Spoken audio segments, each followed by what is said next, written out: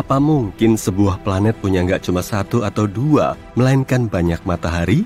Yuk kita bayangkan apa yang akan terjadi pada kita kalau matahari tiba-tiba memutuskan untuk pecah jadi beberapa bintang kecil.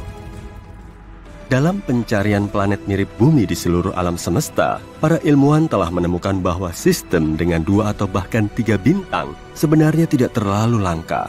Bahkan banyak yang punya planet di zona layak huninya. Hampir setengah dari planet-planet ini bisa menampung kehidupan. Pengen banget rasanya lihat matahari terbenam di sana. Para ilmuwan bahkan mengatakan matahari kita tidak selalu kesepian dan bisa saja punya bintang pendamping yang disebut Nemesis. Mereka memperhatikan bahwa kepunahan massal di bumi terjadi setiap 27 juta tahun. Ini seperti sebuah siklus. Jadi, mereka beralih ke bintang-bintang untuk mencari tahu apa alasannya. Kemudian mereka berasumsi bahwa penyebabnya adalah bintang yang meninggalkan matahari kita sejak lama, tapi masih memengaruhi kita. Nemesis bisa ditemukan sekitar 1,5 tahun cahaya dari kita. Kedengarannya mungkin dekat ya, tapi itu hampir 24 triliun kilometer loh. Pasti seru naik mobil ke sana, cuma butuh 50 juta tahun kok.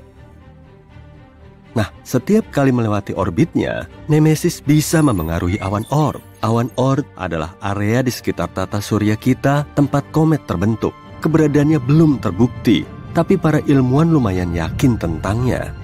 Jadi, komet terbentuk di dalam awan ini dan kemudian masuk ke tata surya. Meski sangat jauh, bintang kedua dalam sistem ini bisa punya pengaruh yang besar. Tapi gimana kalau ada sistem dengan 4 bintang atau bahkan lebih? Apa mungkin? Sebenarnya, mungkin aja, tapi makin banyak objek langit yang ada di dalamnya, makin sulit jadinya. Orbitnya jadi nggak stabil dan kacau banget. Dalam mekanika bintang, ini disebut masalah trisurya. Sangat sulit memprediksi orbit objek-objek dalam sistem seperti ini. Biasanya, orbitnya sangat acak dan unik. Isaac Newton adalah orang pertama yang menyadarinya. Dia mencoba menerapkan penemuan gravitasinya ke bumi, bulan, dan matahari. Dia pun kesulitan. Tidak mudah untuk memahami bagaimana 3 objek bintang mengorbit begitu stabil di sekitar satu sama lain. Dan itu cuma planet dan satelit. Bagaimana kalau memasukkan beberapa bintang? Aku senang ada orang lain yang mau memperhitungkannya. Aku ya. Ngomong-ngomong, kita tahu bahwa sistem trisurya sangatlah kacau. Tapi gimana kalau sistem dengan lebih banyak bintang? Itu amat sangat langka. Pada tahun 2021, NASA menemukan sistem 6 bintang. Itu nggak masuk akal. Yang pasti nggak ada planet di dalamnya. Tapi siapa tahu, mungkin kelak kita bakal nemu sistem seperti itu juga. Di dunia seperti itu, tarian gravitasinya sangat kompleks. Dibutuhkan kondisi yang sangat spesifik untuk menyatukan semuanya. Itu kayak berjalan di seutas tali di atas jurang. Dengan mengingat semua ini, coba bayangkan apa yang akan terjadi kalau matahari tiba-tiba berubah jadi beberapa bintang kecil. Kita butuh simulasi yang sangat mendetail, atau kita mungkin butuh belasan simulasi untuk bisa membayangkannya. Karena kalau enggak, kita cuma punya beberapa opsi. Opsi pertama, kita membagi matahari menjadi 5-10 matahari kecil. Sekarang, kita sebar semuanya berdekatan. Semua matahari ini akan menghancurkan sistem kita dalam beberapa jam aja. Yup.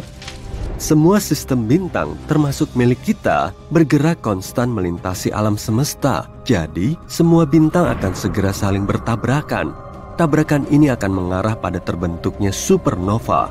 Sistem kita bakalan berubah jadi nebula yang indah dan warna-warni. Bagi kita, itu akan terjadi hanya dalam beberapa menit. Kita bahkan nggak sempat merasakan apapun. Dan semua planet di tata surya lama akan segera berubah jadi debu antariksa yang berkilau. Tapi itu bukan pilihan terbaik kan? Kita lihat apa ada opsi lain. Opsi kedua, karena nggak bisa ditaruh saling berdekatan, coba kita atur sejauh mungkin. Kalau ini yang terjadi, semua bintang itu bakalan pergi begitu aja. Dadah! Gaya gravitasi bintang-bintang itu terlalu lemah untuk menyatukan semuanya. Semua matahari itu akan meninggalkan tata surya, terbang ke angkasa luar dengan arah yang acak. Setelah itu, planet-planet lainnya akan keluar dari orbitnya, termasuk planet kita yang malang tentunya. Kita akan menjadi planet pengembara. Awalnya, kita bahkan gak sadar bumi sudah keluar dari orbitnya. Dan kita gak sempat melakukan apapun sampai cuaca jadi dingin banget. Sungguh akhir yang menyedihkan dan puitis. Yang pasti, hasil dari kedua opsi tadi kayaknya menyedihkan ya. Oh, oke, kita masih punya opsi terakhir. Masalah utama kita adalah kita membuat tiap bintang kecil ini punya massa yang sama. Tapi lihat saja semua sistem multibintang yang telah kita temukan ini. Kita bisa lihat bahwa tak satu pun kelihatan seperti sekelompok bola bercahaya. Sebaliknya, ada beberapa bintang besar di sana, dan sisanya yang kecil mengorbit di sekitarnya. Jadi, gimana kalau 2 bintang besar dan 2 bintang kecil? Bakalan gimana bumi nantinya? Orbitnya akan menjadi sangat tidak stabil. Kita bakal terguncang-guncang. Pasti nggak nyaman banget. Kita tahu bakalan gimana hasilnya. Karena mungkin ini terdengar gila, ini pernah terjadi satu kali. Yap, sekitar 70.000 tahun lalu, sebuah bintang tunggal mengunjungi tata surya kita. Itu adalah Katai Merah bernama Scholz. Katai Merah adalah bintang yang sangat kecil dan dingin. Tapi, kalau menurutmu 7.700 derajat Celcius itu termasuk dingin sih. Tapi, Katai Merah ini dianggap sebagai jenis bintang terlemah dan terdingin. Jadi, mungkin gak terlihat begitu besar dan terang di langit. Pada saat itu, nenek moyang kita, Homo sapiens, sudah ada menjalani kehidupan mereka. Dan coba bayangkan, mereka melihat ada bintang lain di langit yang mendekati matahari. Penasaran gimana pemandangannya waktu itu? Kemudian, Scholz melewati matahari dan terbang ke suatu tempat yang lebih jauh untuk menjelajahi angkasa luar. Kamu pasti mengira akan ada banyak bencana kan? Kalau beneran terjadi, kamu gak bakal bisa nonton video ini sekarang. Tapi dari cerita ini, kita bisa lihat apa yang terjadi pada bumi selama peristiwa bintang seperti itu. Pada saat itu, sejumlah besar aktivitas vulkanis terjadi di planet kita. Juga ada hujan meteor yang hampir memusnahkan kita. Nenek moyang kita pasti pernah mengalaminya. Hal serupa akan terjadi di planet hipotesis kita yang punya 4 matahari. Tapi dalam skala yang jauh lebih besar, aktivitas gunung berapi yang konstan, gempa bumi, tsunami. Selain itu, panjang hari akan berubah, sama seperti panjang semua musim dan 1 tahun secara keseluruhan. Semua nggak akan stabil lagi karena perubahan gravitasi yang teratur. Dengan kata lain, kamu nggak akan tahu kapan musim dingin tahunan atau musim panas yang terik akan datang. Dan saat kita tepat berada di tengah-tengah 2 bintang, malam nggak akan ada. Kedua bintang itu akan menerangi kedua bagian planet kita, dan kita harus tidur di bawah sinar matahari yang cerah.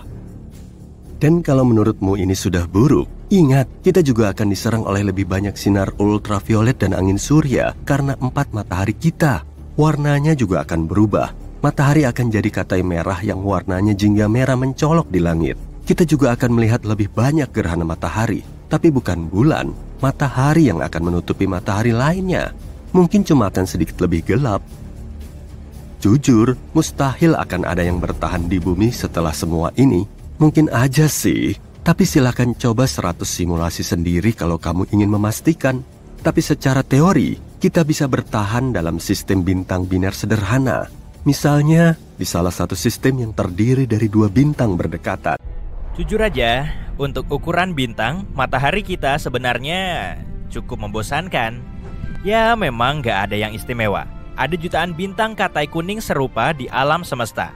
Walau begitu, kita tetap mencintainya. Bagaimanapun, matahari adalah satu-satunya bintang yang kita miliki dan memberi kita kehidupan. Tapi, dulunya nggak seperti itu loh.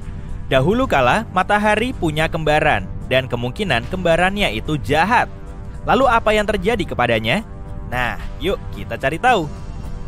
Ini adalah awan molekul raksasa. Awan ini juga disebut nebula gelap. Di sini ada banyak gumpalan antar bintang yang penuh dengan gas, debu, dan tumpukan bintang. Awan-awan ini tidak memiliki batas yang jelas dan seringkali memiliki bentuk yang aneh. Kamu bahkan bisa melihat beberapa di antaranya dengan mata telanjang. Lihatlah langit yang cerah di malam hari. Awan-awan ini terlihat seperti bintik-bintik gelap di seluruh Bima Sakti yang terang. Dan disinilah matahari kita lahir sekitar 4,5 miliar tahun lalu. Matahari berasal dari salah satu awan molekul ini. Miliaran tahun lalu, gelombang-gelombang energi melintas di sini. Gelombang-gelombang itu mengumpulkan semua materi dan menekan gumpalan-gumpalan itu menjadi inti yang padat. Saat itulah protobintang lahir. Protobintang muda ini merupakan bola hidrogen dan helium yang hangat. Lalu, jutaan tahun kemudian, suhu dan tekanan di dalam bola ini meningkat. Sebagai hasilnya, sebuah bintang lahir. Dialah matahari. Tapi tidak semua yang ada di dalam awan molekul itu berubah menjadi matahari. Materi yang tersisa mulai berputar mengelilingi bintang baru itu. Dan seperti dugaanmu, materi-materi itu perlahan berubah menjadi planet-planet, termasuk bumi kita. Begitulah tata surya kita terbentuk. Tapi, bisa jadi ini bukan keseluruhan ceritanya. Dan bahwa di saat yang sama, berbarengan dengan lahirnya bintang kita, lahir pula bintang lain. Inilah kembaran matahari yang hilang. Terbentuk dari bahan yang sama dan dalam kondisi yang sama. Tapi, kenapa kita berpikir kalau bintang itu ada?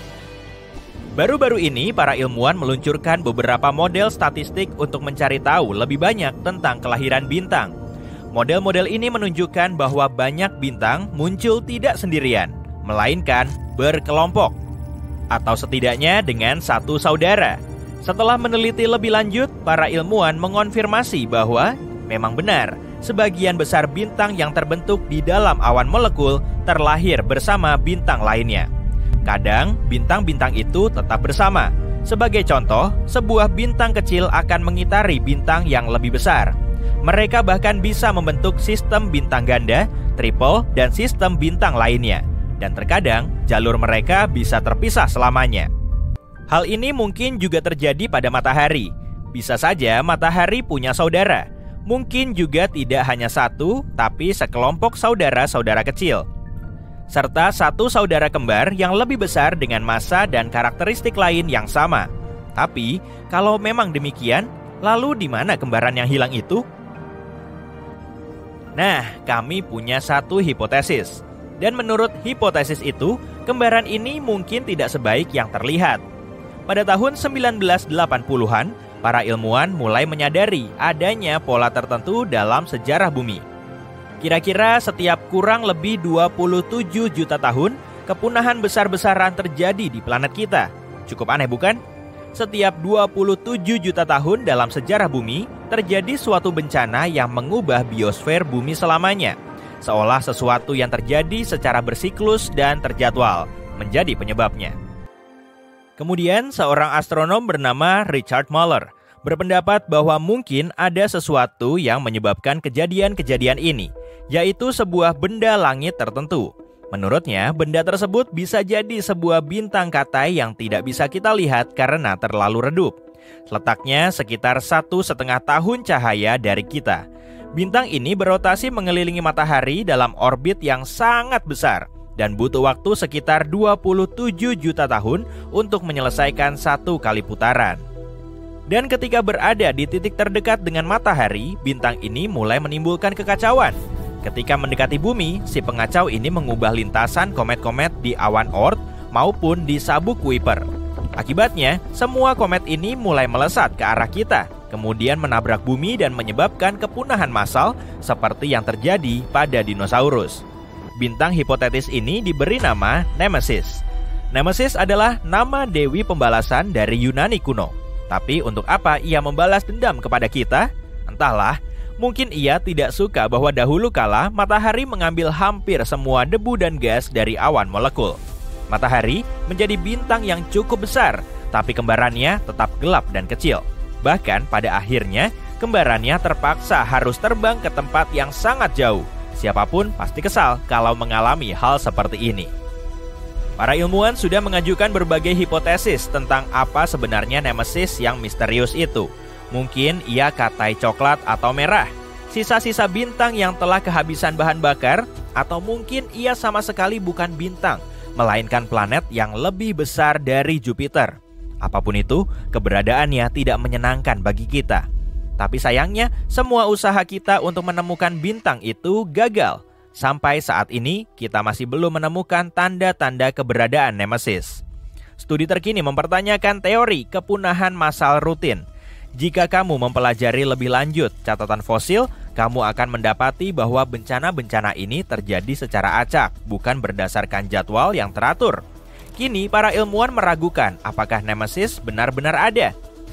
Mereka juga mengatakan bahwa bintang manapun yang bergerak di orbit yang sama akan sangat tidak stabil dan sangat tidak mungkin bisa bertahan selama itu. Tapi meskipun tidak ada bukti yang jelas, Nemesis menjadi cukup terkenal di internet. Banyak artikel dan berita yang masih menyebutnya dalam konteks yang berbeda. Mereka suka mengaitkan peristiwa dramatis apapun yang terjadi di dunia seperti jatuhnya asteroid, tsunami, dan sebagainya dengan bintang misterius ini. Jadi, sekarang semua ini mungkin tampak seperti legenda urban biasa, tapi jangan lupakan sesuatu yang penting. Sekalipun Nemesis itu sendiri tidak ada, bukan berarti matahari tidak memiliki kembaran. Pertama-tama, semua yang kita bicarakan di awal tadi masih relevan. Sebagian besar bintang tidak terlahir sendirian. Kemungkinan matahari memiliki saudara masih sangat tinggi. Kedua, mungkin ada bukti keberadaan kembaran yang hilang itu. Dan mungkin saja kembaran itu ada di suatu tempat di awan Oort. Awan Oort adalah awan besar di batas luar tata surya. Awan ini terdiri dari sekumpulan komet dan batuan dingin lainnya. Para ilmuwan meyakini bahwa awan ini menyimpan berbagai puing dan serpihan dari segala sesuatu yang tersisa setelah kelahiran tata surya. Awan ini bagaikan museum raksasa masa lalu kita. Jadi di awan Oort ini, para ilmuwan melihat sesuatu yang menarik. Pada dasarnya, wilayah ini tampaknya terlalu berat. Penampakan awan Oort tidak sesuai dengan model pembentukan tata surya yang ada saat ini. Awan ini terlalu berat karena ada sisa-sisa, sesuatu di dalamnya. Jadi, dulunya ada sesuatu di tata surya yang belum kita ketahui. Tapi ketika para ilmuwan memasukkan kemungkinan matahari kedua dalam perhitungan mereka, semuanya cocok. Seperti kepingan puzzle yang tertinggal, kembaran matahari yang hilang itu sangat cocok dengan selisih berat dari awan Oort. Jadi begitulah, matahari hampir pasti memiliki kembaran. Tapi apa yang terjadi padanya? Dan di manakah keberadaannya sekarang? Sayangnya, bintang ini kemungkinan besar sudah berada sangat jauh. Mungkin saja setelah terlahir, matahari dan saudaranya, sebut saja matahari. Bayangkan ada sebuah planet liar, pengembara kosmik yang tidak ingin dibawa pulang oleh siapapun. Pada dasarnya, planet liar adalah planet yang terlontar dari sistem bintangnya dan kini mengambang tanpa tujuan di angkasa seperti penyendiri. Planet-planet ini bukan hanya teori, para ilmuwan telah mendeteksi beberapa di galaksi kita. Bahkan diperkirakan ada banyak pengembara kosmik yang mengambang di sekitar Bima Sakti. Dan planet-planet itu bukan hanya planet-planet kecil berbatu seperti Bumi, sebagian di antaranya merupakan planet gas raksasa yang sangat besar, berkali-kali lipat lebih besar dari Jupiter. Raksasa-raksasa ini berpotensi memiliki bulan dan bahkan sistem mini yang mengorbit di sekelilingnya. Contohnya aja salah satu planet liar yang paling terkenal yang kita ketahui memiliki nama yang rumit. Nih, baca aja sendiri. Planet ini berada sekitar 80 tahun cahaya dari Bumi dan ditemukan pada tahun 2013. Planet liar ini diperkirakan bermassa 6 kali massa Jupiter dan diyakini berusia sekitar 12 juta tahun. Dan ya, cuma karena planet-planet penyendiri ini nggak punya bintang, bukan berarti planet-planet ini sangat dingin. Planet liar masih bisa menghasilkan panas dan cahaya dari proses internalnya sendiri. Beberapa di antaranya bahkan punya medan magnet dan aurora sama seperti Bumi. Dengan kata lain, planet-planet yang tidak layak huni berpotensi untuk dihuni asalkan punya kondisi yang tepat. Jadi, seperti apa sih kehidupan di planet seperti itu? Apa mungkin kita bisa hidup di dunia seperti itu? Hidup di planet liar bisa jadi merupakan kehidupan yang sepi. Planet-planet ini tidak punya matahari yang hangat untuk bisa berjemur, tidak ada suasana yang nyaman untuk berpelukan, dan tidak ada tetangga kosmik yang bisa diajak barbeque. Karena itu kita harus kreatif, kita mulai dengan masalah yang paling jelas, kita akan kesulitan kalau tanpa cahaya dan panas. Jadi, gimana cara mengatasinya? Kita mungkin harus mempersiapkan beberapa pemanas ruangan yang bagus dan mengenakan pakaian luar angkasa yang modis dan super hangat. Atau kita bisa menemukan cara baru untuk menghasilkan listrik tanpa bergantung pada tenaga surya. Sebagai contoh, gimana kalau kita menggunakan energi panas bumi? Itu baru keren! Tiap planet memiliki sumber panas internal. Tanpa sumber panas ini, planet-planet tersebut cuma berupa batu-batu dingin tak bernyawa yang mengambang di angkasa. Panas internal ini bisa dimanfaatkan dan digunakan untuk memberi daya segala sesuatu. Mulai dari rumah, pabrik, hingga pesawat ruang angkasa. Seolah memiliki bak mandi air panas yang cukup besar untuk memberi energi ke seluruh kota. Dan kota itu kemungkinan besar akan terletak di bawah tanah lebih dekat ke sumber panas. Sementara untuk cahaya, kita mungkin harus membuat beberapa senter yang sangat terang. Atau bahkan mungkin kita belajar merekayasa genetika beberapa organisme berpendar untuk menerangi rumah kita. Bayangkan kalau ada pangkalan luar angkasa yang ditumbuhi jamur dan tanaman neon. Oh iya, ngomong-ngomong soal tanaman, kehidupan tanaman akan sangat sulit diperoleh tanpa bintang. Jadi apa dong yang akan kita makan? Kita bisa menggunakan ventilasi geotermal yang tadi kita bahas, atau reaksi kimia untuk menopang kehidupan kita. Mungkin kita akan mengembangkan selera terhadap makanan yang kaya belerang, atau kita akan mulai memfermentasi minuman kita sendiri dari lumpur vulkanik yang menggelegak. Yummy! Tapi selain makanan, kita punya masalah yang lebih penting nih. Hidup di planet liar akan sangat mengerikan. Beneran, kita bakal nggak punya udara. Soalnya nggak semua planet liar punya atmosfer yang baik dan stabil. Itu semua tergantung pada ukuran, komposisi, dan hal-hal lainnya. Tapi kalaupun rumah baru kita punya atmosfernya mungkin sangat tipis dan tidak stabil, nggak akan ada langit biru yang indah atau matahari terbenam yang dramatis untuk bisa dipandangi. Sebaliknya kita akan menatap ke ruang angkasa yang tak terbatas, di mana bintang-bintang akan tampak lebih terang dari sebelumnya.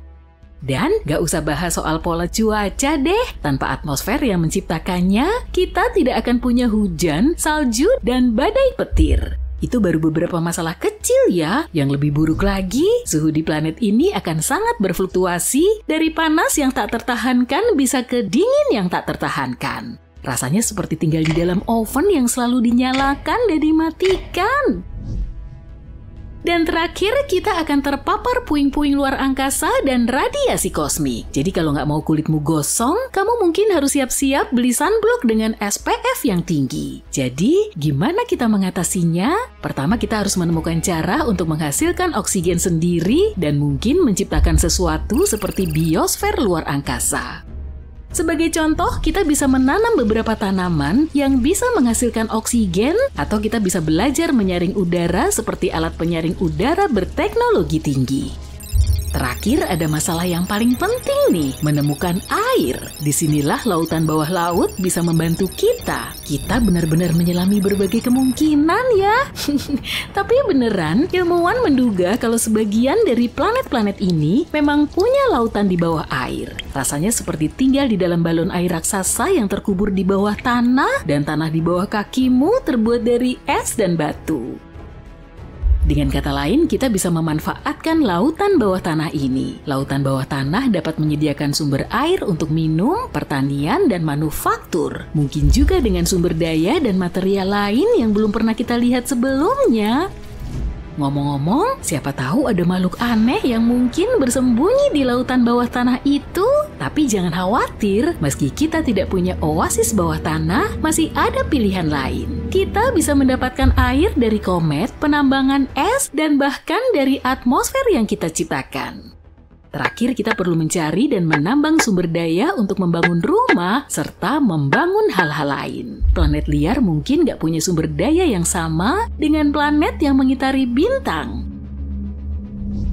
Ini seperti lagi nyari harta karun di gurun pasir, gak ada yang pasti. Kita mungkin harus mengandalkan sumber daya dari asteroid terdekat dan hal-hal semacam itu. Dan kalau kita ingin mengambil sumber daya dari planet itu sendiri, kita mungkin harus mengebor berkilo-kilometer es dan batu. Tapi kalau kamu siap menghadapi tantangan ini, selalu ada peluang untuk menjadi kaya raya di planet liar. Dan siapa tahu mungkin kamu bakal nemu sumber daya baru yang bahkan lebih berharga daripada emas atau berlian. Bagus, kayaknya kita udah memecahkan masalah yang paling penting. Mungkin ada kesulitan-kesulitan kecil lainnya. Misalnya kita juga harus menghadapi siang dan malam yang sangat panjang, tergantung seberapa cepat planet kita berotasi. kita juga nggak akan punya siklus siang malam yang normal dan teratur. Rotasi planet kita bisa sangat tidak terduga. Mungkin kita akan mengalami malam yang sangat panjang selama berminggu-minggu, diikuti dengan siang yang panjang selama berminggu-minggu yang bisa mengacaukan jadwal tidur kita. Kita mungkin harus membuat kopi yang sangat kuat supaya bisa bertahan melewati malam-malam yang panjang dan gelap. Tapi secara hipotesis, kita bisa beradaptasi dengan semua hal ini dan mengatasi semua tantangan.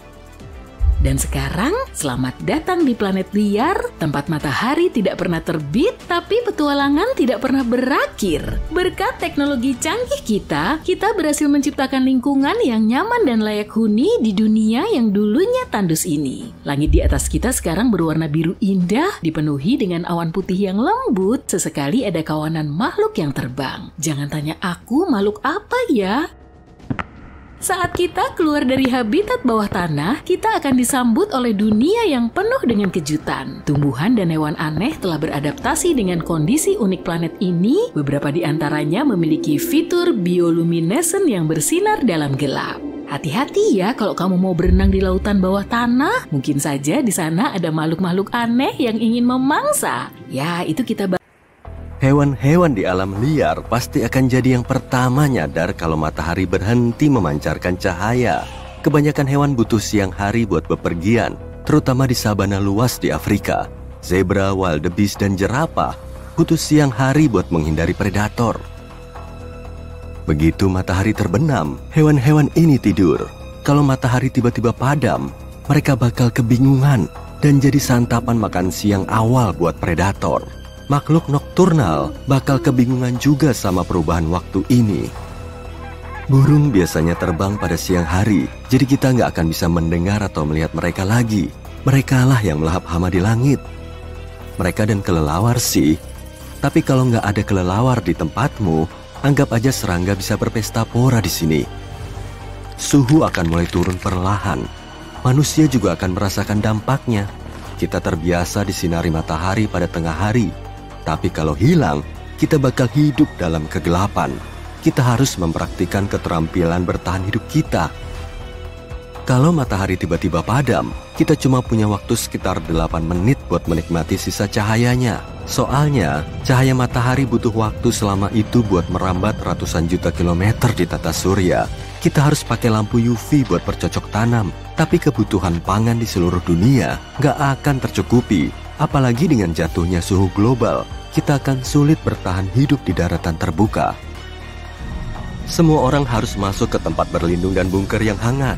Tumbuhan butuh fotosintesis untuk tumbuh. Tanpa itu, nggak akan ada tumbuhan. Roti nggak akan ada karena butuh gandum. Bahkan alga di laut yang menjadi sumber oksigen tertinggi dibandingkan hutan, butuh fotosintesis buat hidup. Artinya, level oksigen akan mulai menipis. Perairan besar seperti danau, samudera, dan laut juga mulai kekurangan oksigen buat menopang kehidupan biota laut. Salah satu sumber utama vitamin D kita adalah matahari. Emang sih ada cara lain buat dapat vitamin D, tapi matahari adalah sumber terbaik dan paling mudah. Tanpa tanaman dan vegetasi, semua herbivora harus berebut rumput hijau terakhir di daratan atau daun yang tergantung dari pohon.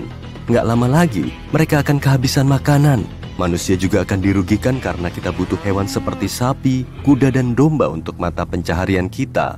Tapi peristiwa ini nggak akan terjadi dalam semalam. Laut akan tetap hangat untuk beberapa saat, tapi akhirnya bakal jadi dingin dan membeku. Bumi masih jadi planet yang ditenagai inti besi yang menghasilkan banyak panas.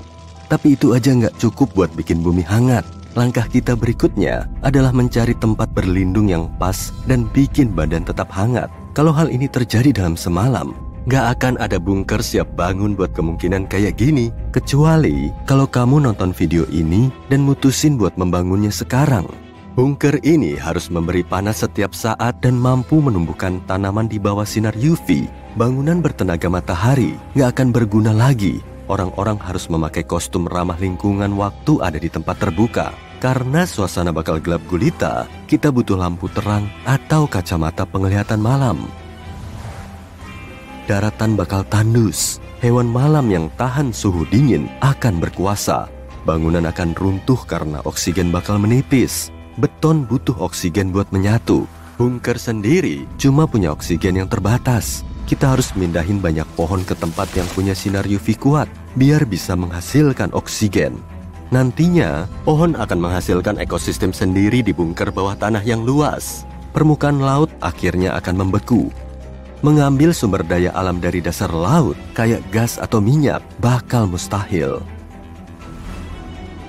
Objek besar yang dulunya adalah bintang terang dan bersinar bakal masih ada di luar angkasa. Tapi apa yang terjadi kalau matahari menghilang dalam semalam?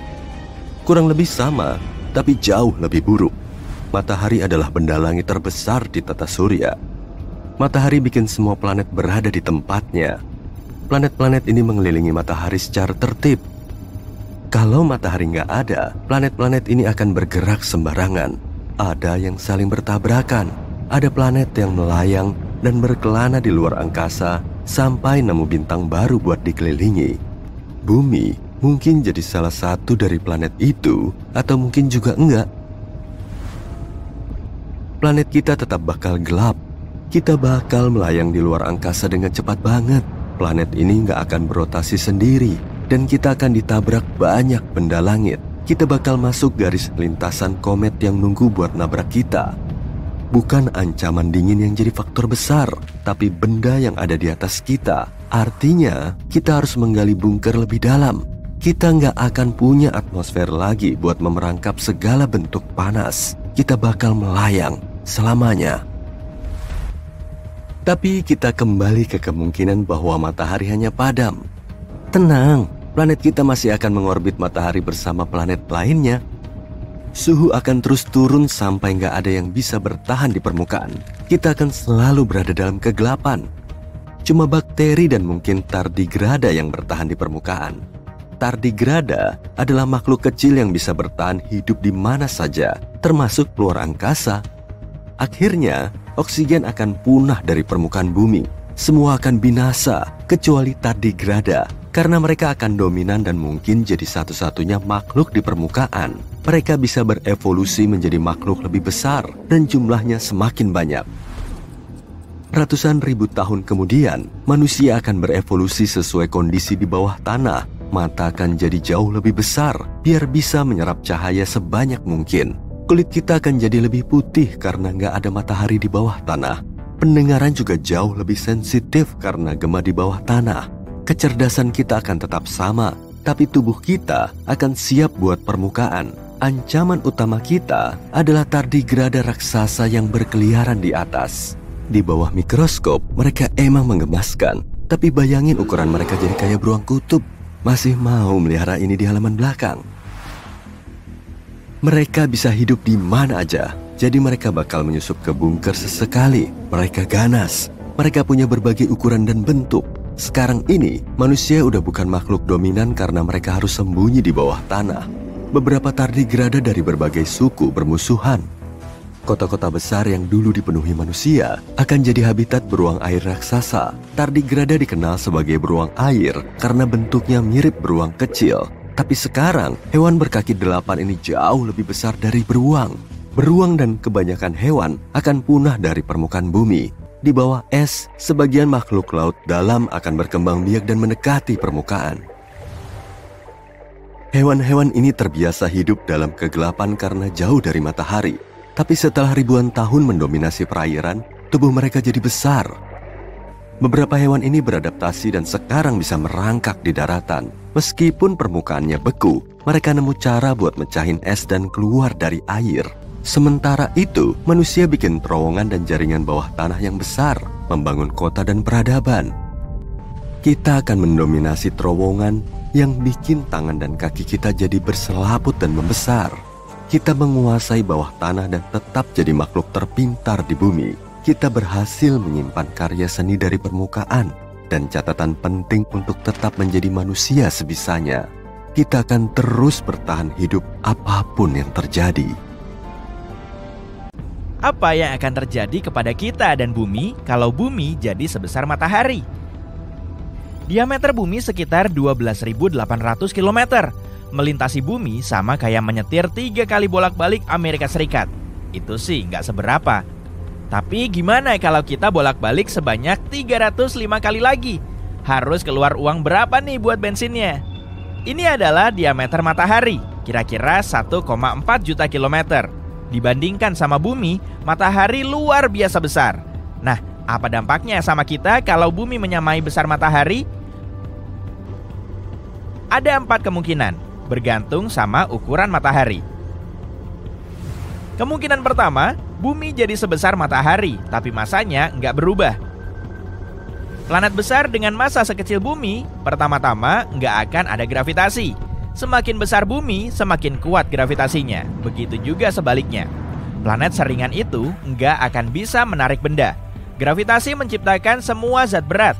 Semuanya mulai dari kerikil sampai seluruh benua, diam di tempat karena gravitasi. Nah, kamu pasti udah bisa nebak gimana jadinya bumi tanpa gravitasi. Kita bakal jadi butiran debu nih. Iya, bumi bakal jadi awan debu. Oh iya, selain itu, gravitasi planet lain bikin kita meregang ke samping. Bumi nggak punya kesempatan untuk kembali ke bentuk semula. Kemungkinan ini serem banget ya. Ngomong-ngomong, meskipun bumi tetap jadi planet, nggak akan ada yang bisa hidup dalam kondisi kayak gitu. Pasti ada jarak besar di antara pusat bumi dan permukaannya. Ingat, massa planet ini kecil banget, jadi nggak ada gravitasi. Bumi nggak akan bisa menahan atmosfer. Kalau nggak ada atmosfer, organisme hidup nggak bisa berkembang. Nggak penting juga sih, soalnya sekarang bumi cuma gumpalan awan. Nah, awan yang bobotnya sekitar 10 kali lebih berat dari Jupiter ini ngumpul di luar angkasa. Akibatnya, awan ini hancur dan menjadi bintang. Yuk sapa, ini dia matahari baru. Kemungkinan kedua, kemungkinan ini bisa beda dan bisa juga jadi lanjutan kemungkinan pertama. Bumi menjadi sebesar dan seberat matahari. Sekarang kita punya 2 matahari. Kita berubah jadi sistem bintang biner. Kamu tahu artinya? Waktunya menghancurkan seluruh tata surya. Bayangin aja, punya 2 pusat massa di satu tata surya. Orbit planet jadi nggak stabil, bingung sama perubahan yang tiba-tiba itu. Begitu mendekati mantan bumi, planet-planet langsung hancur, entah karena gaya pasang surut atau tabrakan mantan bumi. Ya, termasuk raksasa gas. Hati-hati Jupiter. Kamu tahu planet mana yang bertahan dan akhirnya balas dendam sama kita? Pluto. Pluto mungkin jadi mantan planet terakhir yang tersisa di tata surya. Pluto terlalu jauh buat menyadari perubahan apapun, kecuali peningkatan massa pusat tata surya. Jadi, orbit Pluto mendekati sistem bintang biner kita dan selesai. Bumi dan matahari harus terima kalau Pluto bakal jadi satu-satunya yang mendampingi. Piringan protoplanet yang membentuk tata surya kita miliaran tahun lalu udah nggak ada. Jadi, nggak ada lagi planet yang bisa tercipta di tata surya kita. Nggak apa-apa sih, tapi bagaimana dengan bumi? Gimana kehidupan di bumi baru? Yuk lihat. Siang dan malam jadi makin lama karena waktu rotasi bumi bertambah. Mungkin ada penurunan suhu yang signifikan di kutub utara dan selatan. Bahkan di bumi yang kecil sekarang, kutub hampir nggak mendapat cahaya matahari. Jadi, kalau bumi membesar, cahaya matahari di sana bakal makin berkurang. Tapi bumi jadi lebih luas sekarang. Nggak ada overpopulasi, saking besarnya. Kalau kamu mau pergi dari satu titik ke titik lain, kamu butuh waktu bertahun-tahun. Iya sih, kalau dipikir-pikir, kita mungkin bakal kesepian banget di sana. Tapi kita nggak tahu kan, mungkin roket bakal jadi moda transportasi utama kita. Keren banget tuh. Ada banyak wilayah luas yang belum dipetakan dan belum pernah dilihat atau dikunjungi manusia. Kita juga nggak akan tahu tentang banyak peradaban dan suku. Setelah beberapa abad, banyak orang meninggal tanpa pernah bertemu atau mengenal orang lain. Itu juga kalau kita bisa jalan. Tulang kita nggak bisa menopang bobot kita dengan gravitasi besar. Dan jantung kita harus bekerja 2 kali lipat biar kita hidup. Burung nggak bisa terbang lagi. Lebih tepatnya, nggak ada yang bisa terbang. Pepohonan yang lama tumbang dan pohon yang baru tumbuh pendek. Kayak rumput. Ngomong-ngomong soal pohon, gimana sih keadaan ekosistem kita? Ya, nggak baik. Kalau kita nggak peduli sama lingkungan di bumi kecil sekarang, bayangin gimana jadinya kalau bumi jadi besar. Sampah kita yang menggunung pasti akan mengalahkan pepohonan dan air bersih yang mengalir ke rumah baru kita yang besar. Ukuran mesin dan robot harus besar untuk mengerjakan hal kecil kayak sekarang. Karena pertanian biasa aja sekarang seukuran negara bagian di Amerika Serikat. Bumi juga bakal jauh lebih gelap. Sekarang ukuran bumi kecil banget. Bayangkan gimana jadinya waktu planet kita jadi seukuran matahari. Berkurangnya cahaya matahari berarti kita butuh matahari buatan. Akan ada perbedaan suhu yang besar di permukaan planet kita. Kalau kamu kaget, mungkin kamu nggak tahu sebesar apa ukuran matahari. Ukurannya hampir 110 kali lebih besar daripada ukuran bumi. Khatulistiwa bumi baru kita bakal setara dengan 35 khatulistiwa bumi sekarang. Oh iya, kamu ingat Pluto? Pluto akan jadi satu-satunya satelit kita sekarang. Bulan mungkin udah lama menabrak bumi baru dan menyebabkan kepunahan makhluk di bumi. Kalau gitu, seluruh air menguap dari bumi. Intinya, ada ribuan kemungkinan buruk, tapi yuk lanjut dan fokus sama hal baik. Kemungkinan ketiga, sama aja, tapi kepadatan bumi nggak berubah. Nah, ini menarik.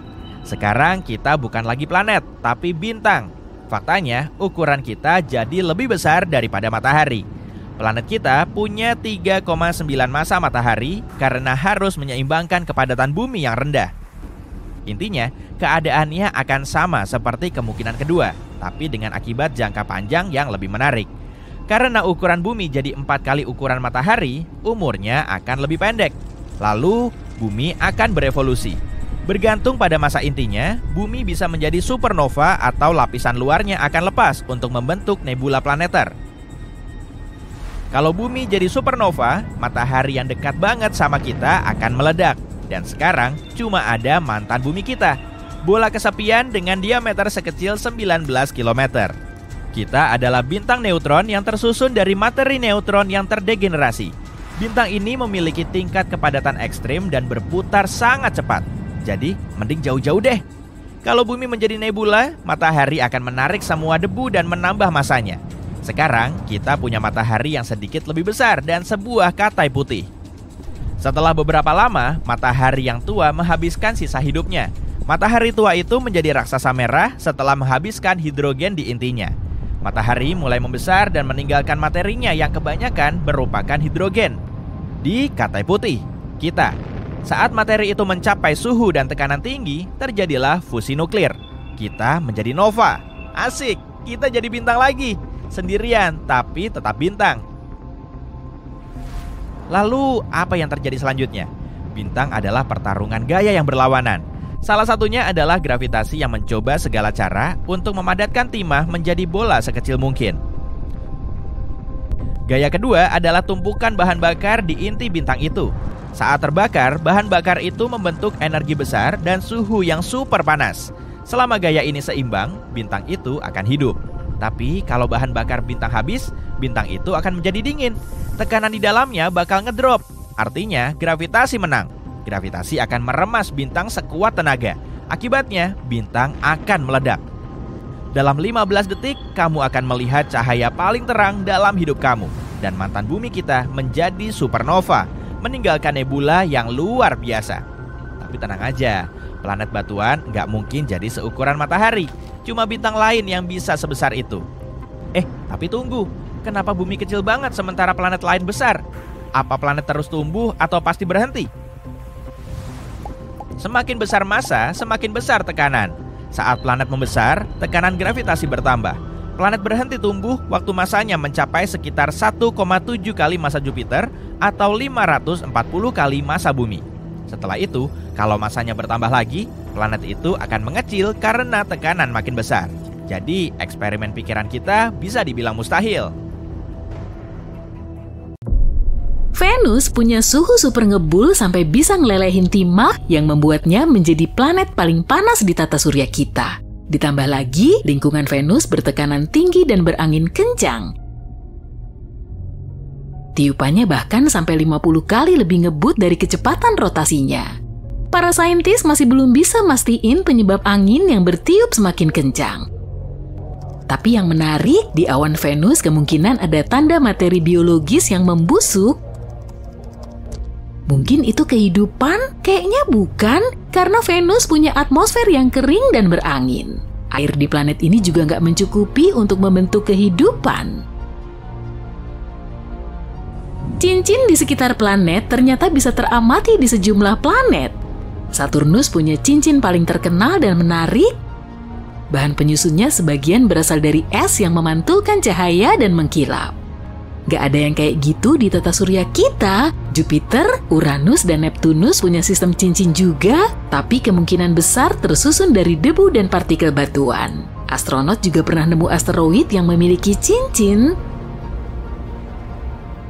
Ngomong-ngomong soal cincin, kok bumi nggak punya cincin ya? Planet gas memang punya cincin, tapi planet batuan enggak. Ada dua teori yang bisa ngejelasin pembentukan cincin kayak gini. Kemungkinan cincin ini merupakan sisa-sisa dari pembentukan planet. Cincin juga mungkin berupa materi sisa tabrakan yang menghancurkan satelit misterius, atau mungkin gravitasi udah misahin satelit ini dari planet induknya. Penyebab jumlah planet gas yang punya cincin juga belum jelas. Planet gas terbentuk di area luar tata surya kita, tapi planet batuan berlokasi di lingkaran dalam tata surya. Hal ini bisa jadi petunjuk. Mungkin planet batuan punya perlindungan yang lebih mumpuni dari tabrakan kuat yang bisa aja menghasilkan cincin. Selain itu, ada lebih banyak satelit di tata surya luar. Di situ juga ada lebih banyak cincin, atau kemungkinan planet besar punya volume yang lebih besar supaya sistem cincinnya bisa stabil. Ada teori yang nyebutin kalau bumi pernah punya sistem cincin. Di zaman dulu, planet kita pernah bertabrakan dengan objek langit seukuran Mars, akibatnya terbentuk cincin padat yang terdiri dari partikel dan puing. Tapi cincin bumi agak beda dari planet-planet luar yang kemungkinan saling menyatu hingga ngebentuk bulan. Kayak gimana sih bentuk alam semesta itu? Einstein punya teori relativitas umum. Menurut teori ini, alam semesta kemungkinan punya salah satu dari 3 bentuk ini. Tertutup seperti bola, terbuka seperti pelana, atau datar seperti kertas. Bentuknya ini bisa nentuin apakah alam semesta kita terbatas dan terus membesar atau malah suatu saat bisa hancur. Bentuk alam semesta dipengaruhi oleh kepadatan dan laju perluasannya. Salah satu cara terampuh untuk nyari tahu bentuk alam semesta yaitu dengan memakai latar belakang gelombang mikrokosmik atau CMB. CMB adalah sisa pijaran dari Big Bang. Gelombang suara yang merambat di alam semesta pada awal pembentukannya menghasilkan variasi spasial kecil dalam suhu cahaya redup. Hasil penelitian ini nunjukin kalau alam semesta kita kemungkinan terus membesar ke segala arah. Matahari kok bisa panas banget tapi bulan dingin ya? Jadi gini, matahari bisa nyebarin panas karena intinya super panas. Tekanan di dalamnya cukup tinggi sehingga mampu mengubah hidrogen menjadi helium. Proses ini kemudian menghasilkan panas dan cahaya, bahkan panas dan cahayanya bisa menerangi bumi dan menyokong kehidupan di dalamnya meski jaraknya terpaut 150 juta kilometer. Tapi bulan nggak panas karena nggak punya atmosfer, jadi satelit alami kita ini nggak bisa menyerap cahaya matahari seperti bumi.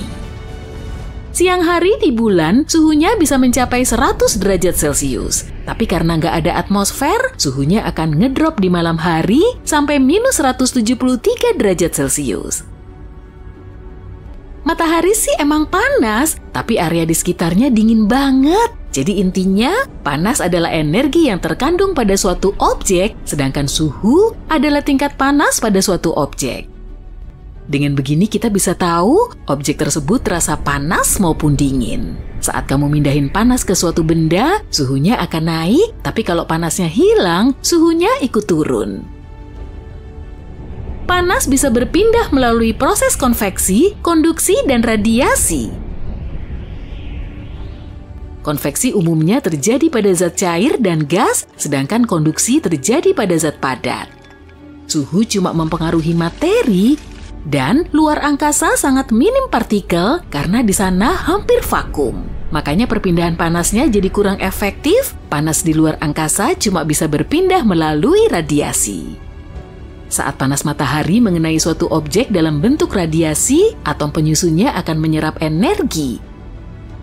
Melalui proses inilah, energi bisa mindahin atom, kemudian menghasilkan panas. Suhu benda di luar angkasa nggak berubah dalam waktu lama, sehingga benda dingin akan tetap dingin dan benda panas akan tetap panas. Benda di luar atmosfer bumi yang terpapar cahaya matahari langsung akan memanas sampai 120 derajat Celcius. Tapi, benda di luar angkasa yang mengelilingi bumi tanpa terpapar matahari langsung memiliki suhu 10 derajat Celcius. Atmosfer kita ngelepasin molekul yang membuat matahari menaikkan suhunya. Banyak orang pernah mengira di luar angkasa sangat minim air. Tapi ternyata di seluruh tata surya kita ada air dalam bentuk es, misalnya di asteroid dan komet. Air juga ada di kawah Merkurius dan di sisi gelap bulan. Di Mars aja kita bisa nemu es beku di kedua kutubnya dan di bawah debu permukaannya. Air ini mungkin belum mencukupi untuk menyokong koloni manusia di atasnya, tapi tetap aja penemuan ini cukup menggembirakan. Benda langit lain di tata surya kita juga punya es, misalnya planet Katai Ceres dan salah satu satelit Saturnus. Satelit Jupiter Europa bisa jadi salah satu kandidat yang paling mungkin memiliki kehidupan. Di bawah permukaannya yang beku dan retak, kemungkinan ada laut. Dan jumlah airnya diperkirakan mencapai 2 kali lipatnya lautan di bumi. Satelit terbesar Saturnus, Titan, juga punya siklus cairan, tapi bukan berupa air. Siklus ini menggerakkan materi di antara permukaan dan atmosfernya. Jadi di awal prosesnya, siklus ini mirip kayak siklus air di planet kita. Danau Titan yang luas ternyata juga mengandung etana dan metana. Kedua senyawa ini kemungkinan berada di atas lapisan air. Jarak Neptunus ke matahari 30 kali lebih jauh dari bumi ke sang bintang. Makanya panas dan cahaya yang mengenai planet ini lebih sedikit, tapi panas yang terpancar ternyata lebih intens daripada yang didapat. Akibatnya atmosfer Neptunus jadi lebih kompleks, apalagi kalau dibandingin dengan Uranus. Jarak Uranus ke matahari memang lebih dekat, tapi pancaran panasnya kurang lebih sama kayak Neptunus. Tiupan angin di Neptunus super ngebut dan kecepatannya mencapai 2.400 km per jam. Belum ada yang tahu penyebabnya. Mungkin karena kontraksi gravitasi, energi dari intinya, atau matahari. Semoga aja misteri ini bisa segera terungkap ya.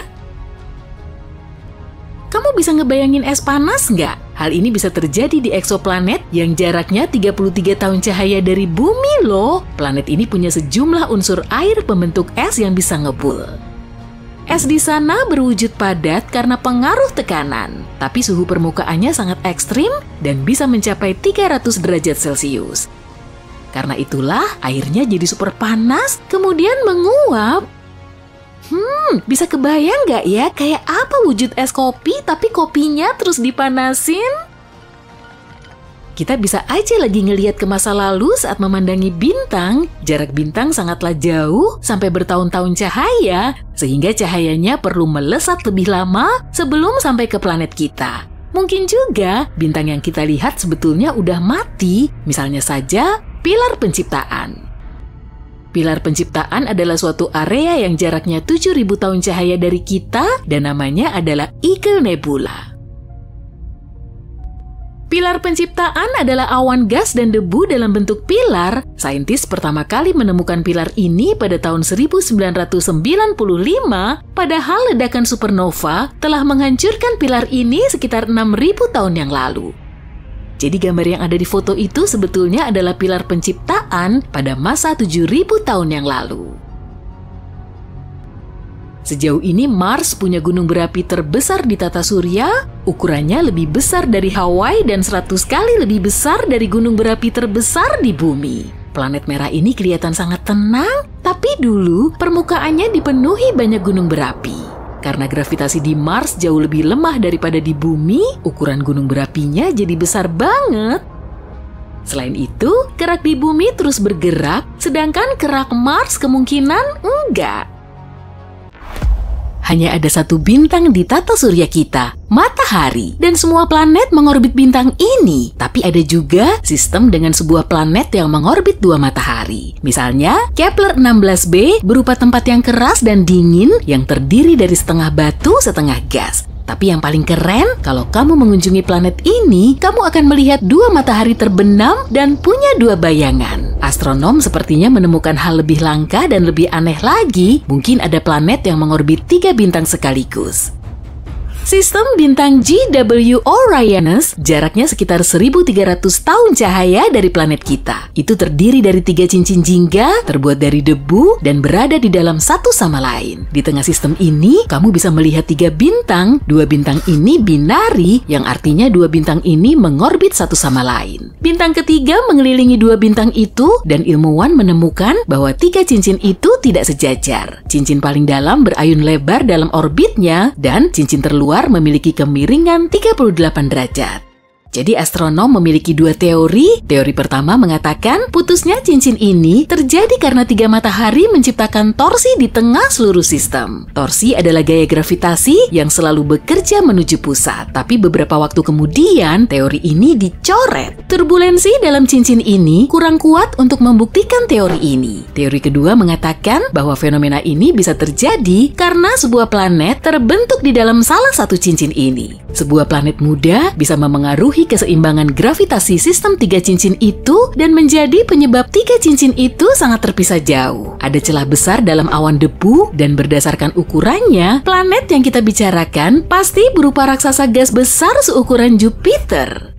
Semua benda angkasa terbentuk karena gravitasi menarik materi. Jika ada rotasi sedikit pun di awal, kecepatan putaran meningkat seiring waktu, terutama saat sebuah benda mulai jatuh. Itu sebabnya semua benda angkasa berputar, termasuk partikel debu dan bahkan lubang hitam. Lubang hitam kehilangan massa karena sesuatu yang disebut radiasi Hawking. Horizon peristiwanya menjadi semakin kecil, tapi proses ini sangat amat lambat. Horizon peristiwa lubang hitam adalah point of no return, itu seperti batasan yang mengelilingi lubang hitam. Dan tidak ada apapun termasuk cahaya dan radiasi bisa keluar begitu menyeberangi batasan ini. Rata-rata lubang hitam butuh miliaran kali umur alam semesta untuk menghilang sepenuhnya. Galaksi Bima Sakti kita juga mungkin memiliki lubang hitam supermasif, tapi kita tidak dalam bahaya. Salah satu lubang hitam besar terdekat, V4647 Sagittari, kemungkinan besar berjarak 20.000 tahun cahaya. Mengamati dampak lubang hitam aman dilakukan dari kejauhan. Masalah dimulai saat kamu terlalu dekat karena gaya gravitasinya yang luar biasa besar. Galaksi bisa saling menelan, itu salah satu cara galaksi berkembang seiring waktu. Tetangga terdekat kita disebut Andromeda dan saat ini menelan salah satu galaksi satelitnya. Dulu, Andromeda menelan setidaknya 2 galaksi satelit. Banyak gugusan bintang tersebar di seluruh galaksi ini. Andromeda pasti mencuri bintang-bintang ini dari galaksi lain. Ilmuwan akhirnya berhasil mengidentifikasi bintang-bintang itu. Bintang-bintang ini ditemukan di penggabungan galaksi yang terjadi miliaran tahun lalu. 10 miliar tahun lalu, galaksi kita juga mengalami tabrakan. Itu sebabnya sekarang halonya tidak seperti halo yang dimiliki galaksi spiral lain. Awalnya, ilmuwan mengira itu beberapa tabrakan kecil, tapi kemudian mereka sadar bahwa sebagian besar benda angkasa di Bima Sakti ini berasal dari satu sumber. Galaksi lain bernama Enceladuslah yang bertabrakan dengan Bima Sakti. Galaksi Bima Sakti dan Andromeda mungkin bertabrakan, tapi itu tak akan terjadi dalam 4,5 miliar tahun ke depan. Neutrino adalah partikel netral listrik yang sangat kuat sampai bisa melewati berkilo-kilometer timah dan tidak akan ada yang menghentikannya. Beberapa melewati tubuhmu saat kamu menonton ini. Neutrino terbentuk di reaksi nuklir di dalam bintang hidup dan di ledakan supernova saat bintang meledak. Partikel-partikel ini hampir tidak memiliki massa dan partikel ini butuh kurang dari 3 detik untuk mencapai permukaan matahari. Lalu, itu bisa mencapai planet kita hanya dalam waktu 8 menit. Ada planet TOI 1231b yang jaraknya sekitar 90 tahun cahaya dari bumi. Planet ini mirip dengan Neptunus dan itu adalah sebuah raksasa gas. Tapi menariknya, planet ini kemungkinan memiliki atmosfer yang kaya. Planet ini lebih dari 3,5 kali ukuran bumi dan sedikit lebih hangat dari kita dahulu, 50 derajat Celcius. Planet ini mengorbit bintang Katai merah yang jauh lebih kecil daripada matahari kita, tapi bintang ini juga jauh lebih tua. 1 tahun di planet ini hanya 24 hari bumi. Meskipun dekat ke bintang induknya, planet ini relatif dingin. Itu karena bintangnya ada di sisi lebih dingin juga. Astronom berpikir mereka melihat awan di atmosfer planet misterius ini dan mungkin itu terbuat dari air. Sistem bintang dan planet ini menjauh dari bumi dengan cukup cepat. Itu sebabnya ilmuwan dengan mudah mendeteksi atom hidrogen yang terlepas dari atmosfer planet ini. Ya, artinya planet ini mungkin memiliki ekor. Lubang hitam hipotetis adalah benda angkasa aneh yang merupakan kebalikan dari lubang hitam. Cahayanya sangat terang dan pertama disebutkan oleh Einstein dalam teori gravitasinya. Seringkali ilmuwan membicarakan lubang putih dalam konteks lubang cacing. Ada sebuah teori yang mengatakan lubang hitam seperti semacam titik masuk menuju terowongan yang membawamu melewati ruang dan waktu. Kalau begitu, lubang putih mungkin jalan keluar yang berada di tempat lain di alam semesta. Di sisi lain, lubang putih belum tentu harus menjadi jalan keluar dari lubang cacing. Itu bisa juga tayangan ulang gerakan lambat terbentuknya lubang hitam awal. Jadi, pembentukan lubang hitam dimulai dengan bintang besar tua. Setelah jatuh karena beratnya, bintang itu biasanya berubah menjadi lubang hitam. Tapi terkadang, proses kuantum tidak mengubah bintang menjadi lubang hitam. Sebaliknya, itu membuat lubang putih yang mulai memuntahkan materi bintang tadi. Tapi sejauh ini, hanya teori. Beberapa planet seperti Mars dan Venus memiliki cuaca cukup ekstrem dengan badai kencang. Dan sekarang hurikan ruang angkasa yang sama kuatnya mungkin telah datang ke bumi. Itu adalah massa udara yang berputar-putar, lebarnya sekitar 1000 km.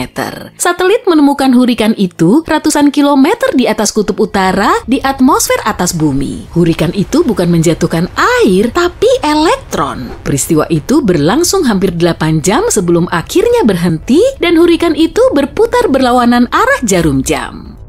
Mungkin aja ada samudra yang tersembunyi di bawah permukaan satelit yang mengelilingi Uranus. Ilmuwan juga telah meneliti samudra di bulan Jupiter, Europa, dan bulan Saturnus, Enceladus. Samudra-samudra ini tersembunyi di bawah kerak es satelit-satelit itu. Uranus memiliki 27 satelit, 5 diantaranya sangat besar, itu adalah Umbriel, Titania, Oberon, Miranda, dan Ariel. Pada tahun 1980-an, saat orang-orang mengirim Voyager 2 untuk mengambil foto dari 5 satelit ini, ilmuwan menemukan bahwa satelit-satelit itu memiliki banyak kawah dan mengandung es dan batu. Foto-foto yang didapatkan oleh para astronom juga menunjukkan tanda air dalam bentuk cair. Itu keluar dari kedalaman satelit dan membeku di permukaannya. Salah satu penjelasan paling masuk akal adalah samudra itu ada di bawah permukaan karena satelit bergerak mengelilingi planet, medan magnet planet itu menariknya. Seperti itulah satelit berada di orbitnya, tarikan ini menghasilkan aliran listrik yang berubah menjadi medan magnet. Medan magnet itu disebut induksi dan samudra di bawah permukaan mungkin penyebab medan induksi ini bisa dihasilkan. Saturnus dikenal dengan cincinnya, tapi Neptunus, Uranus, dan Jupiter juga memiliki cincin loh. Di saat yang sama, Saturnus memiliki hal yang sangat spesial yang tidak pernah kita lihat di planet lain. Badai heksagon besar yang bergerak di kutub utara planet ini, masing-masing sisinya hampir sepanjang 12.500 km. Area itu sangat besar sampai muat diisi 4 bumi. Berdasarkan citra termal, pola awan heksagonal ini turun ke atmosfer Saturnus sekitar 100 km. Planet ini sembunyi di balik awan tebal dan sinar matahari tidak bisa menembusnya. Itu sebabnya astronom tidak bisa melihat apa yang sebenarnya terjadi di sana. Tapi ada beberapa teori, Saturnus adalah raksasa gas dan saat memanas, gas di dalam planet menyimpang lebih jauh. Energi besar dilepaskan bersamaan gas itu yang membuatnya naik, mengembang, dan kehilangan kepadatan. Proses yang sama menyebabkan hurikan dan tornado di planet kita. Di Saturnus, gas berputar keluar dari zona bertekanan tinggi yang berada di lapisan luar Saturnus. Dan gas ini memancing badai besar berbentuk unik seperti itu. ukuran matahari kita lebih dari 1 juta kalinya bumi. Penelitian terkini menunjukkan antara 20-30% bintang induk di alam semesta kerap melahap planetnya sendiri, dan seperempat sistem planet yang mengitarinya punya masa lalu yang kelam. Objek yang telah menghidupkan planet ini ternyata juga bisa memangsanya. Semua planet di tata surya kita bergerak mengitari matahari secara konstan, dan kemungkinan besar gerakannya udah seperti itu sejak pertama kali terbentuk. Tapi ternyata nggak semua planet bisa begitu. Kondisi yang amburadul telah bikin tata surya kita punya banyak planet, sampai kemudian matahari melelehkannya. Jarak antar objek di tata surya sangat selaras dan seimbang, sehingga gravitasi planetnya nggak saling mengintervensi. Gaya gravitasi di Jupiter jauh lebih kuat daripada di bumi, dan kalau terlalu mepet ke Jupiter, planet kita akan berubah jadi satelitnya. Ukuran Jupiter sangat jumbo, dan kalau bumi kita seukuran anggur, Jupiter akan sebesar bola basket. Dengan teknologi termutakhir saat ini pun, para ilmuwan masih kesulitan loh untuk nentuin kalau bintang induk ternyata bisa memburu planetnya sendiri. Jadi, untuk mencari tahunya, mereka perlu mengamati sistem biner. Jadi sederhananya, sistem biner adalah tata surya dengan 2 bintang yang saling mengorbit, dan biasanya 2 bintang ini terbentuk dalam kurun waktu yang sama dengan gas pembentuk dan kondisi yang juga sama, maka kandungan unsurnya juga kurang lebih sama.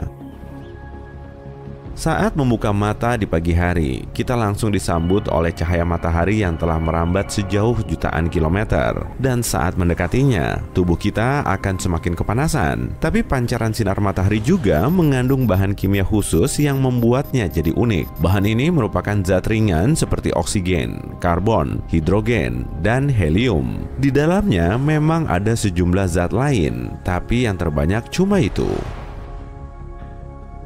Dengan mengamati keempat unsur ini, ilmuwan bisa menyingkap sejarah pembentukan tata surya, dan mereka bisa tahu kalau prosesnya telah berlangsung mulus atau malah amburadul. Mereka juga telah mengamati 107 sistem biner yang terdiri dari bintang seperti matahari dengan menganalisis cahayanya. Karena tiap sistem terdiri dari 2 bintang induk, mereka juga membandingkan keduanya untuk mencari perbedaan. Dari pengamatan para ilmuwan, bintang yang lapisan luarnya lebih tipis punya unsur yang berlainan dari pasangannya. Semua bintang induk mengandung unsur ringan, tapi ada juga yang terdiri dari unsur berbatu seperti besi, silikon, dan titanium. Unsur ini punya keterkaitan dengan medan kasar yang terdapat di permukaannya, tapi ternyata sebagian unsur juga terbang di angkasa. Kalau lapisan luarnya tipis, berarti di situ ada banyak zat besi. Sejumlah bintang terbentuk secara berpasangan. Bahkan, kebanyakan bintang di galaksi Bima Sakti berpasangan dalam sistem biner. Artinya, matahari kita terbilang unik karena cuma sendirian. Tapi sejumlah teori menyatakan kalau matahari kemungkinan telah ditinggalkan kembarannya di masa lalu. Bintang berjarak sekitar 184 tahun cahaya ini dinamakan HD 186302. Bisa aja kan kalau bintang ini emang pernah jadi kembaran matahari?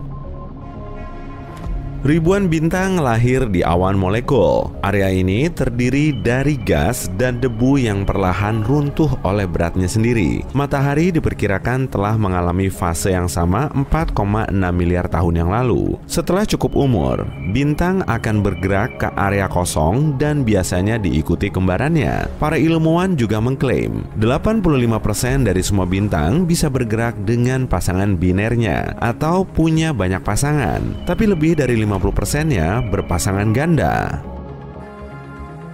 Sayangnya, kita cuma bisa melihatnya dengan jelas setelah bintang ini terpisah dari orbit aslinya bertahun-tahun silam. Malahan, jejaknya masih bisa dicari di awan Oort atau area luas yang terdiri dari komet, batuan kosmik, dan es di tepi luar tata surya kita. Awan Oort bisa melayang-layang karena lokasinya jauh dari jangkauan gravitasi matahari. Awan ini juga gampang keluar dari orbitnya menuju luar angkasa. Saat melalui area ini, kita seolah-olah sedang melintasi ruang hampa di luar angkasa.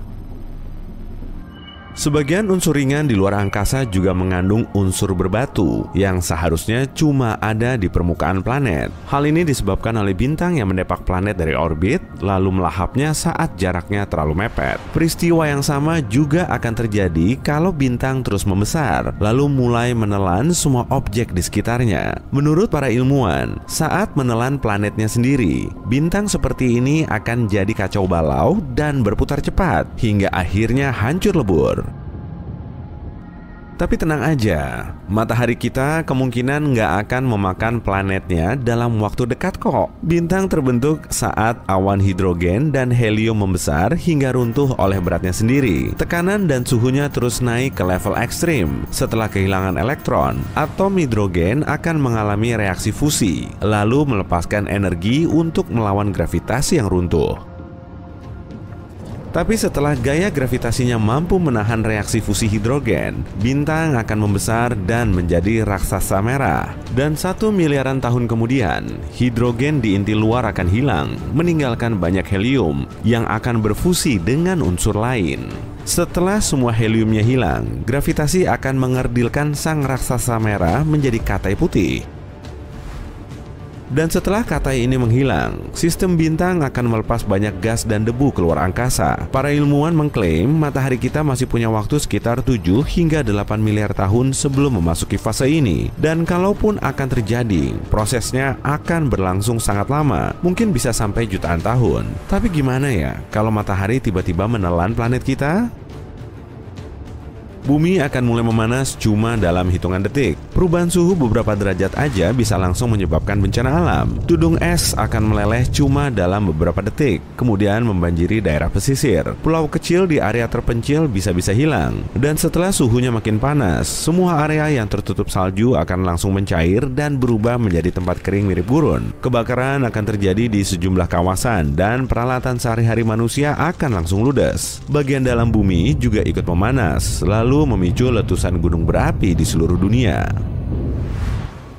Antartika akan mencair oleh panas dan gunung berapinya ikut meletus. Cuma dalam hitungan menit, seisi bumi akan terkepung api dan debu sebelum hancur menjadi serpihan kecil yang berterbangan di angkasa dan akhirnya jatuh di area yang sangat jauh. Tapi tenang aja, peristiwa seperti ini kemungkinan besar nggak akan menimpa planet kita. Kalau matahari menggeser bumi dari orbitnya, ceritanya akan lain lagi sih. Suhu bumi akan memanas karena medan magnet di sekitarnya bisa melindungi kita dari radiasi matahari. Dan setelah bumi bergeser, medan magnetnya akan melemah. Suhu matahari yang super panas juga bikin bumi kita semakin gosong. Gaya gravitasi jadi nggak stabil. Kemudian fenomena fisika dalam kehidupan sehari-hari kita makin acak-acakan.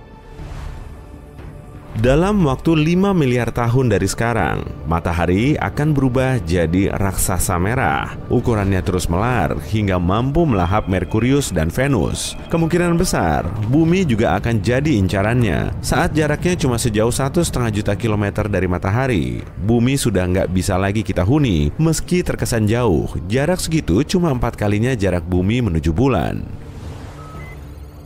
Dengan mendeteksi komposisi kimia pada sinar bintang yang lokasinya lebih jauh, para ilmuwan bisa nemu planet lain seperti bumi. Karena atmosfer di sekitar bintang pemangsa ini telah mengubah komposisi kimianya, mereka bisa tahu tata surya mana aja yang dulunya lebih tenang. Tapi yang perlu digarisbawahi, planet ini harus punya siklus orbit yang sesuai. Kalau orbitnya nggak terhalang objek lain, berarti planet ini bisa kita asumsikan mirip dengan bumi dan kemungkinan besar bisa dihuni. Tapi proses ini memerlukan waktu yang sangat lama, sebab di dekat kita saja ada jutaan bintang yang mirip dengan matahari. Peluang kita untuk bisa nemu planet seperti bumi masih sangat tipis. Dan kalaupun ada, di planet tersebut kemungkinan ada kehidupan. Kita juga nggak tahu pasti kalau penghuninya secerdas manusia, tapi mungkin mereka telah mengalami evolusi yang sama.